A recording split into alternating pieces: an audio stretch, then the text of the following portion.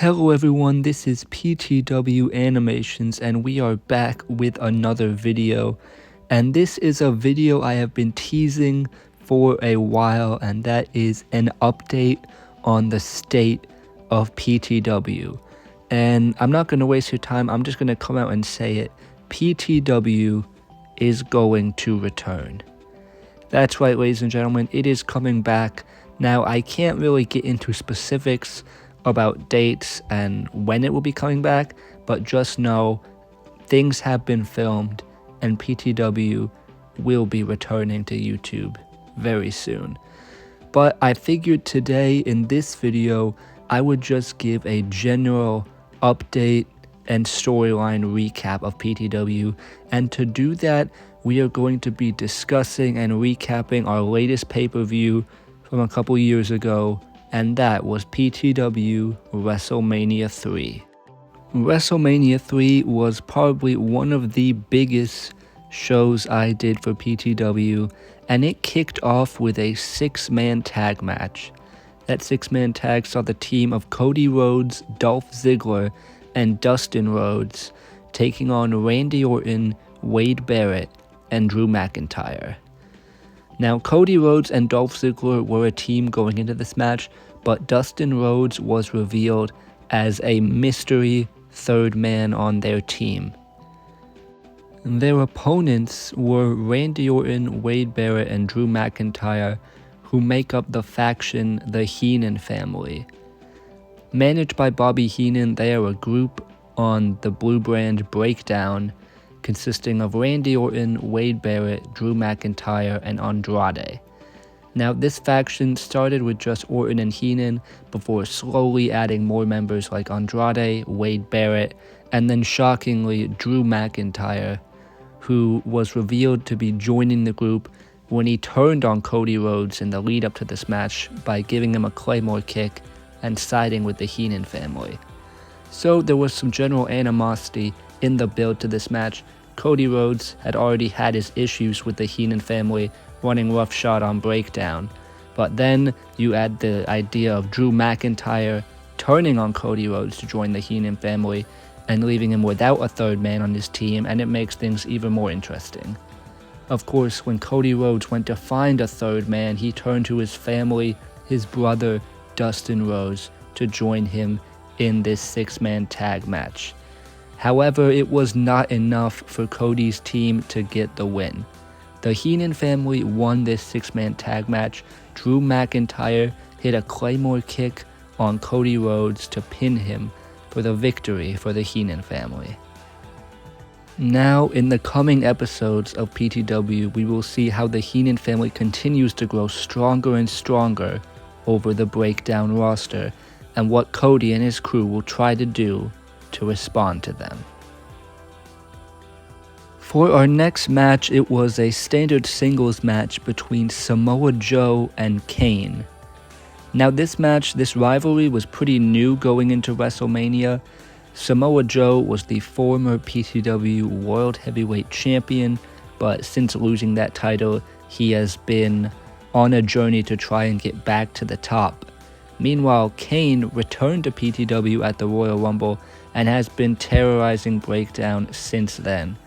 So these two ran into each other on a couple Breakdown segments, and some animosity built leading to this matchup. It was a highly competitive matchup, but in the end, Kane got the victory over Samoa Joe with the Tombstone Piledriver. In the coming episodes of Breakdown, we'll see where both these guys go after Kane got a huge victory and Samoa Joe suffered a humbling defeat. After this, we got to our first championship match of the night, and it was a triple threat match for the United States Championship. The champion heading in was Roman Reigns, and he had held that title for a while, defeating Jeff Hardy all the way back at Clash of Champions and defending it successfully over multiple pay-per-views. Going into WrestleMania, Roman was a dominant champion, but he had two monsters on his tail. Braun Strowman and Rusev challenged him in this match. Strowman and Rusev had a highly physical rivalry over the Red Brand brutality. They were brawling all over the arena, brawling backstage, and eventually in a Falls Count Anywhere match between the two, Roman Reigns got involved, and that is what led to this triple threat title match being made.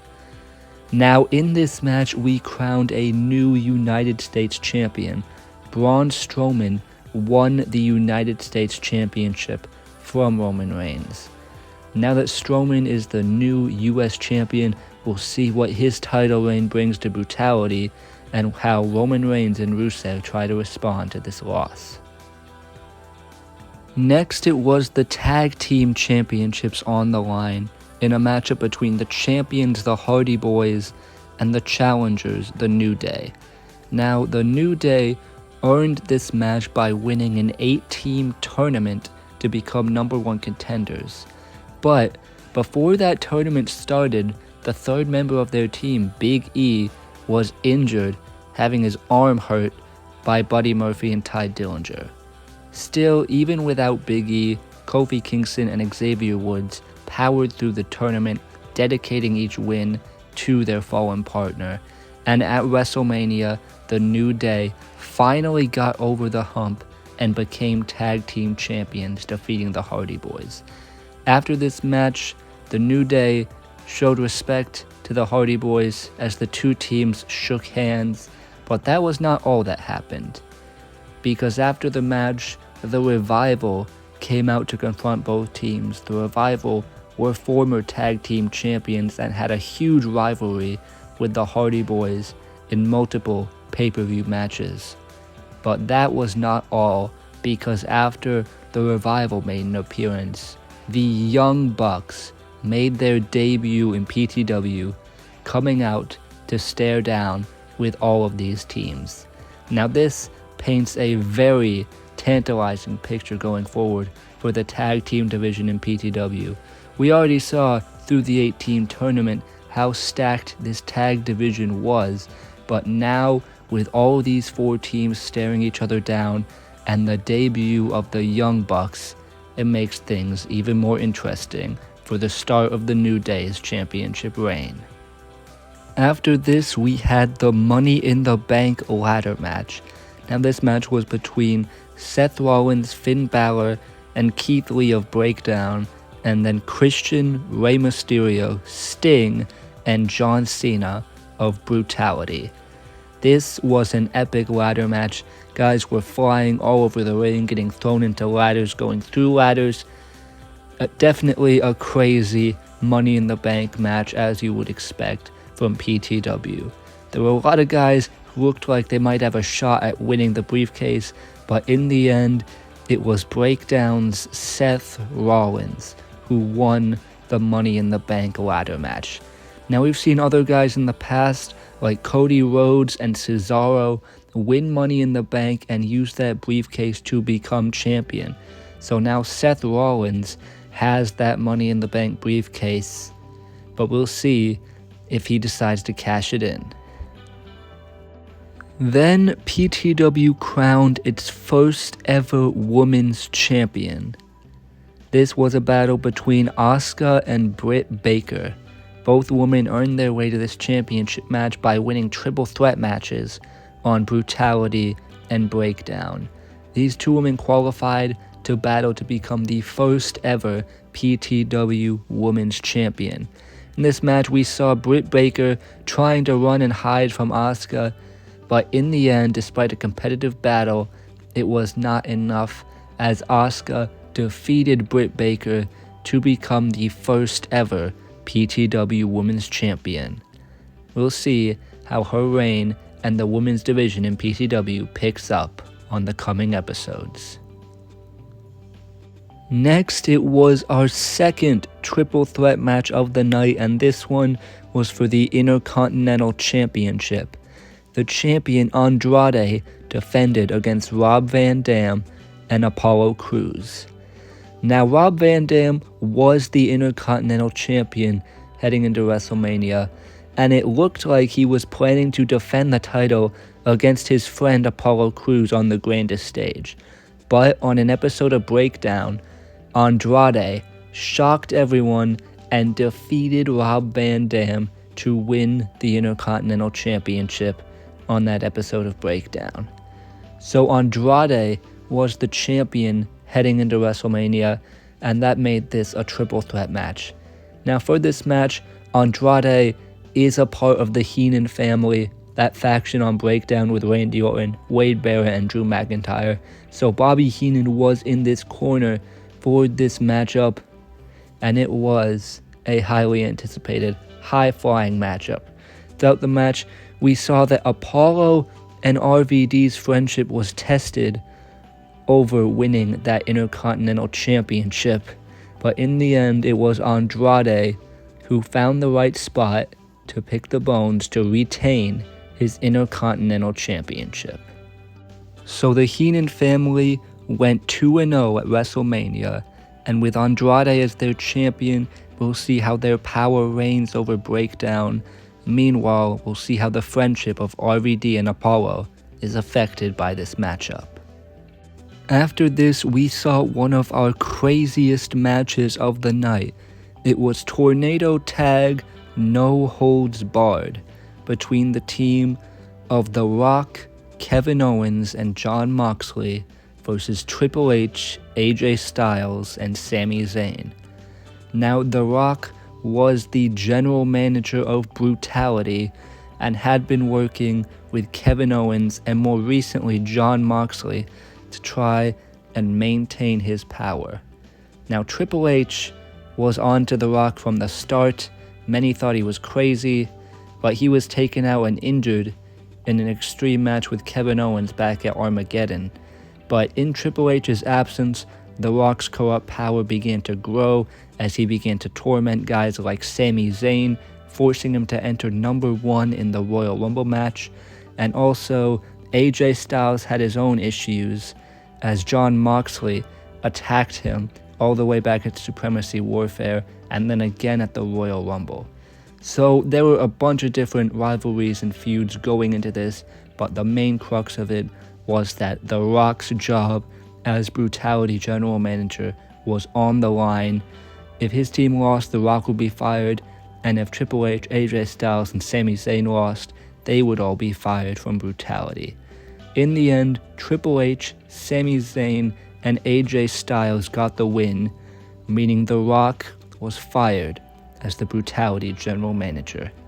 So now in the coming episodes, we'll see how Brutality fares with a new general manager. Who will that new general manager be, and how will they affect the Red brand going forward? Tune into the new episodes to find out. Then the World Heavyweight Championship was on the line in a match between Cesaro and Daniel Bryan. Cesaro, we mentioned him earlier, he cashed in his Money in the Bank contract all the way back at Armageddon to become the new World Heavyweight Champion, and he has had an excellent title reign. He's defended it on pay-per-views at Supremacy Warfare, the Royal Rumble against the likes of Randy Orton, Samoa Joe, Dolph Ziggler, Finn Balor, but now going into WrestleMania was potentially his toughest challenge yet. Because also around the time Cesaro won the World Heavyweight title, Daniel Bryan made his return to PTW, only he was a completely different Daniel Bryan than the one we all knew. Completely clean-shaven and a much meaner attitude. This Daniel Bryan was obsessed with pure technical wrestling. That was his style, that was how he wanted to win. No more going off the top rope, no more flips, it was all pure technical wrestling, pure technical submission style. And he rode that style to some great success. He was the sole survivor at the Supremacy Warfare 5-on-5 tag match. He was the runner-up in the Royal Rumble match. And then he earned this WrestleMania match against Cesaro by winning a number 1 contenders match at PTW Homecoming. But this match, it is honestly, in my humble opinion, one of the best singles matches that I've done on this channel. I think that Cesaro's championship reign as World Heavyweight Champion has produced some of the best bell-to-bell matches I've ever done, from this match here with Daniel Bryan at WrestleMania to his singles match against Samoa Joe at the Royal Rumble, Cesaro has been an excellent champion, and at WrestleMania 3 he retained his championship over Daniel Bryan. Now we'll see where these guys go from here on Breakdown. How will Cesaro continue his monumental title reign, and how will Daniel Bryan respond to this loss? Next, it is time for the main event. For the PTW Championship, it was CM Punk defending against John Morrison. Now you want to talk about monumental title reigns, CM Punk has probably had the biggest title reign in the history of PTW. CM Punk won the first ever PTW Royal Rumble, and in doing so, he earned a shot at the PTW Championship, where he defeated Cody Rhodes to become PTW Champion all the way back at WrestleMania 2 all those years ago, and he has held onto the title ever since, defending it at almost every pay-per-view against the likes of Chris Jericho, John Cena, Sting. He has had a very excellent championship reign, holding it all the way from WrestleMania 2 to WrestleMania 3. But that championship reign ended at WrestleMania 3 when he met John Morrison.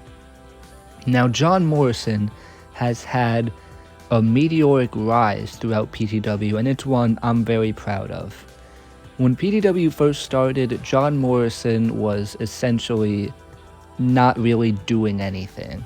He was in a tag team with The Miz that didn't really go anywhere, and after that tag team quietly split up, he was essentially a mid-carder that didn't really have much to do until I finally decided to give him more opportunities, and so John Morrison worked his way up from the card. You want a story of a guy going from the bottom to the top? That is the story of John Morrison in PTW.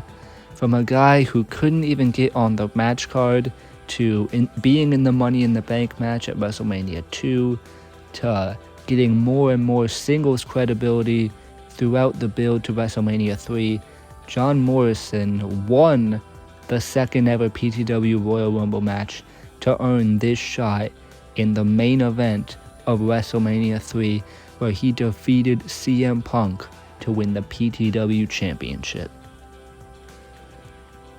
And now that John Morrison is champion, it officially starts a new era for PTW. I feel like for a lot of the time, CM Punk has kind of become synonymous as PTW champion since he's had the belt for so many years.